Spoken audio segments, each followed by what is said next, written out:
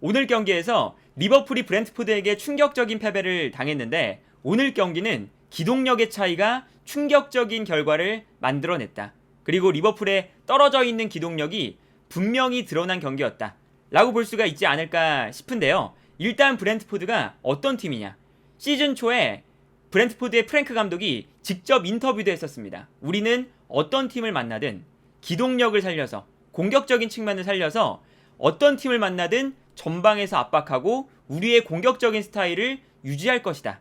프랭크 감독의 전술적인 기조 자체가 기동력을 살려서 아주 전방 압박을 강하게 거는 스타일이에요. 그래서 오늘 경기 장면을 봐도 브렌트포드가 전방에서부터 리버풀을 강하게 압박을 합니다. 반다이크가 볼을 잡을 때 전방에서 강하게 압박을 하고 있고 뒤에서 선수들이 계속해서 달려오고 있거든요. 여기서 이제 반다이크가 반대편으로 패스를 보내주게 되는데 반대편으로 볼이 넘어갔을 때도 순간적으로 브렌트포드가 계속해서 달려들면서 엄청나게 달려들면서 리버풀을 압박하는 모습을 볼 수가 있습니다. 그리고 이 압박하는 과정에서 리버풀이 결국에는 이 좁은 공간에서 브렌트포드의 압박을 견뎌내지 못하고 전방으로 볼을 전개할 때 패스 미스가 나오는 상황이거든요. 계속해서 브렌트포드는 이런 장면처럼 무려 리버풀을 상대로 과감하게 전방의 선수 숫자를 늘려놓고 리버풀을 압박하는 모습을 보여줬었습니다. 그래서 이 장면도 보면 리버풀이 볼을 전개하는데 분명히 리버풀의 진영이지만 브렌트포드가 강력하게 압박을 걸고 있어요.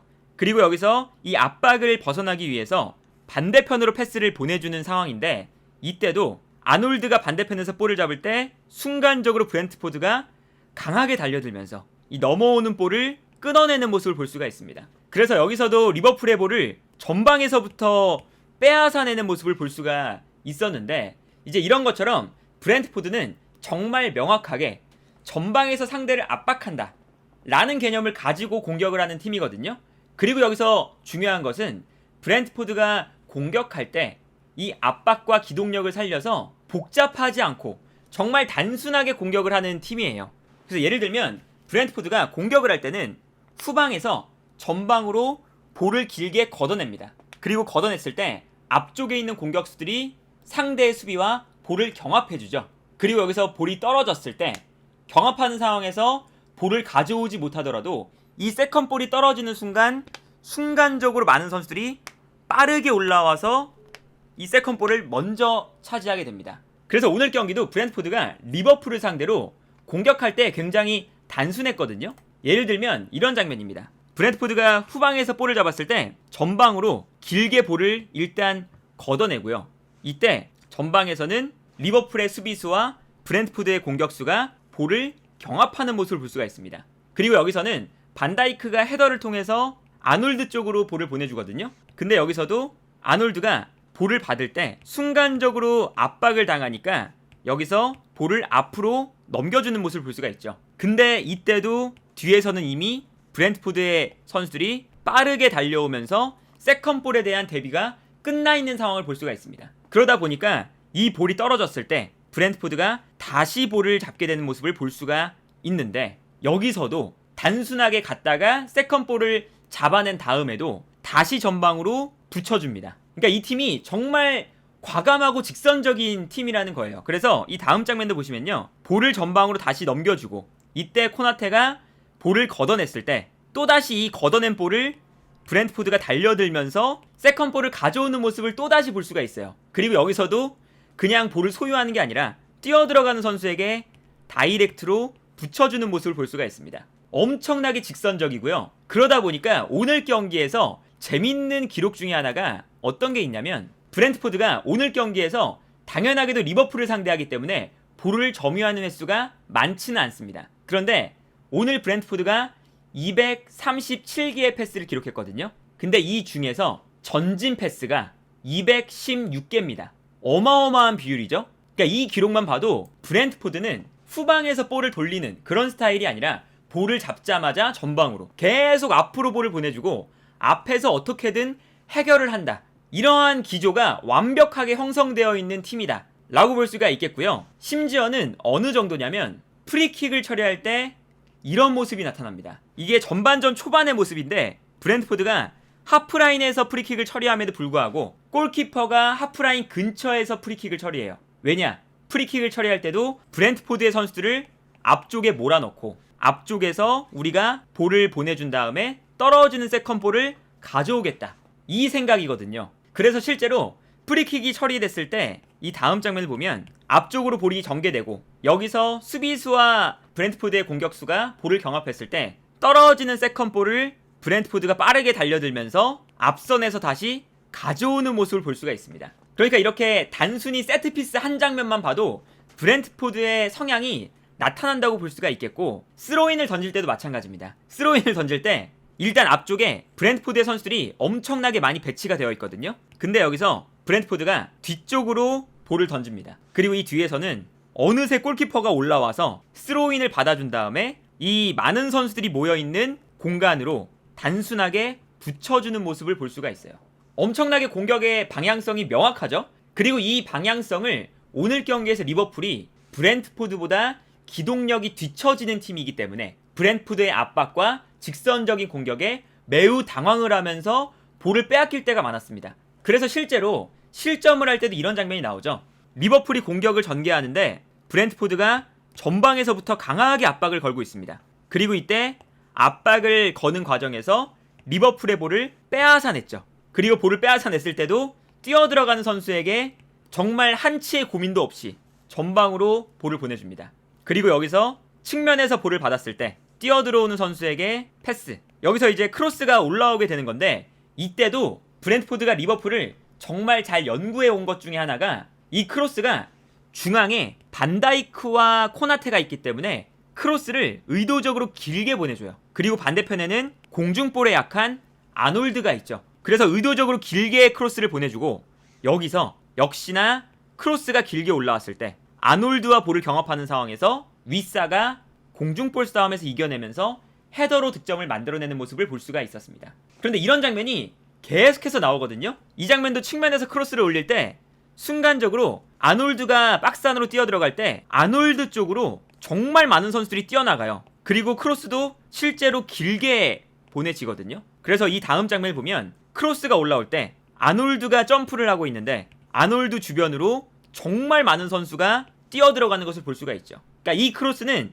중앙에 있는 마티백에는 공중볼 싸움을 하지 않겠다, 뒤쪽에 있는 공중볼이 약한 아놀드를 공략하겠다 라는 이야기거든요. 그래서 이 브렌트포드의 두 번째 득점 장면은 압박도 압박이고 기동력도 기동력이지만 리버풀의 단점을 완벽하게 공략해와서 크로스까지 리버풀의 약점을 완벽하게 공략했던 득점이었다 라고 볼 수가 있겠고요. 다만 여기서 당연히 브렌트포드가 직선적으로 과감하게 전방으로 올라가는 팀이기 때문에 순간적으로 뒷공간이 무너질 수 있는 리스크가 존재를 합니다. 그래서 리버풀도 당연히 앞선에 누네스, 살라, 빠른 선수들이 있기 때문에 좋은 역습 찬스가 많이 나왔어요. 그래서 이 장면을 보면 이 장면도 전방으로 브렌트포드가 볼을 붙여줬을 때 순간적으로 이 브렌트포드의 선수들이 앞선으로 과감하게 달려나오고 있거든요. 근데 여기서 볼이 떨어지는 순간 아놀드가 볼을 잡아요. 근데 이때 브렌트포드의 선수들이 올라왔을 때 아놀드가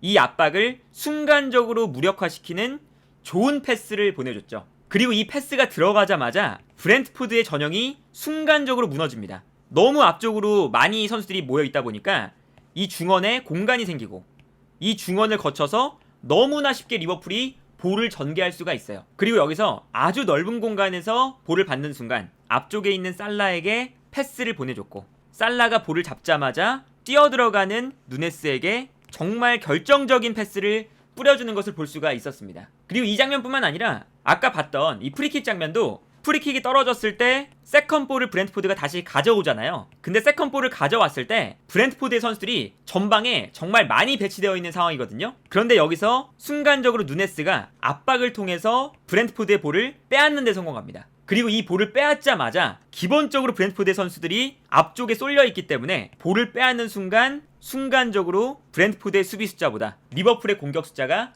훨씬 많아지는 장면이 나올 때가 종종 있었어요. 그래서 이 다음 장면을 보면 누네스가 볼을 몰고 올라갔을 때 순간적으로 브렌트포드의 진영에서 리버풀의 공격 숫자가 브렌트포드의 수비 숫자와 거의 비슷한 아주 결정적인 찬스가 나온 장면을 볼 수가 있었죠. 근데 여기서 문제는 오늘 경기 브렌트포드가 분명히 뒷공간이 많이 열리는 팀이었는데도 불구하고 살라나 누네스가 확실하게 결정을 지어주지 못했다는 거.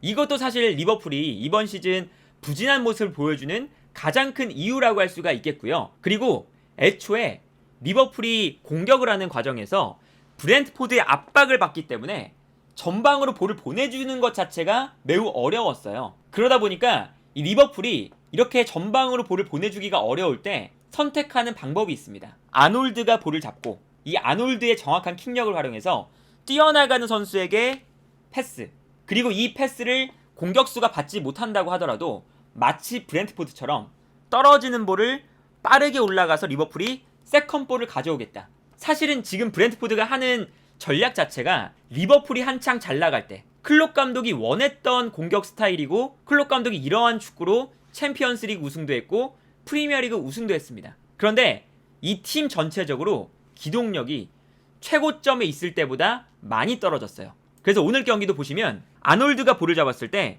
브렌트포드의 압박이 너무나 심하니까 앞쪽으로 볼을 전개하거든요.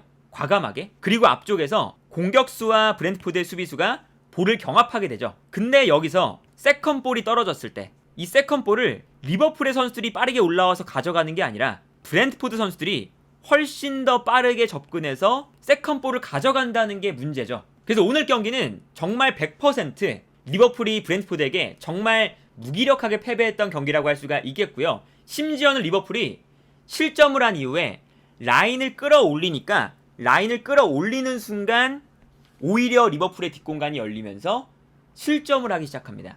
그래서 예를 들면 이런 장면이죠. 리버풀도 전방에서 과감하게 압박을 걸기 시작하는데 이때 브렌트포드가 전방으로 볼을 보내줬을 때 볼을 받는 순간 단 2명의 선수가 뛰어나가거든요. 근데 여기서 리버풀의 수비 라인이 워낙에 높게 끌어올라와 있다 보니까 뛰어들어가는 선수에게 한 번의 패스가 들어갑니다. 근데 원래 리버풀이 이렇게 전방 압박을 하는 과정에서도 역습을 당하지 않았던 것이 반다이크의 엄청난 스피드와 뒷공간 커버 능력이 있기 때문이었거든요. 근데 리버풀이 이번 시즌에 안 되는 이유 중 하나도 반다이크의 스피드가 예전보다 못하죠. 그래서 오늘 경기 리버풀이 라인을 끌어올렸을 때 뒷공간으로 은베모가 공간 침투를 하는데 반다이크가 제대로 따라가지 못하는 모습을 보여줬습니다. 그리고 여기서 은베모의 결정적인 슈팅이 나오는 장면까지 볼 수가 있었죠. 그리고 심지어 반다이크가 계속해서 이렇게 스프린트를 많이 하다 보니까 전반전이 끝나고 햄스트링에 문제가 생겨서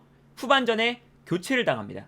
그러니까 리버풀이 이번 시즌에 흔들리는 이유가 정말 이번 경기에서 다 나타났어요. 기동력에 문제가 생기니까 중원 장악에 문제가 생기고 세컨볼을 가져오지 못하고 리버풀이 자랑하던 전방 압박과 세컨볼 싸움에서 오히려 리버풀이 뒤처지는 결과가 나오고 수비 라인을 올렸을 때 수비 라인에서도 스피드가 느려지다 보니까 뒷공간 커버를 제대로 못하고 그래서 경기 막판에는 추가 실점까지 기록을 하죠. 중원에서 볼을 전개할 때 순간적으로 브렌트포드가 압박을 강하게 거는데 여기서 리버풀이 볼을 전개하지 못하고 볼을 빼앗겨버립니다. 그리고 뛰어들어가는 은베모에게 패스가 들어가는데 여기서 코나테와 은베모의 스피드 싸움이었거든요. 근데 물론 이제 오늘 경기에서 이 심판의 성향이 몸싸움에 굉장히 관대한 심판이었어요. 그래서 여기서 브렌트포드가 유리했던 것이 은베모가 달려나가면서 살짝 이 코나테를 미는 장면이 있었는데 여기서 코나테가 넘어지면서 은베모가 볼을 가져왔고 여기서 은베모의 결정적인 득점이 또다시 나오게 되죠.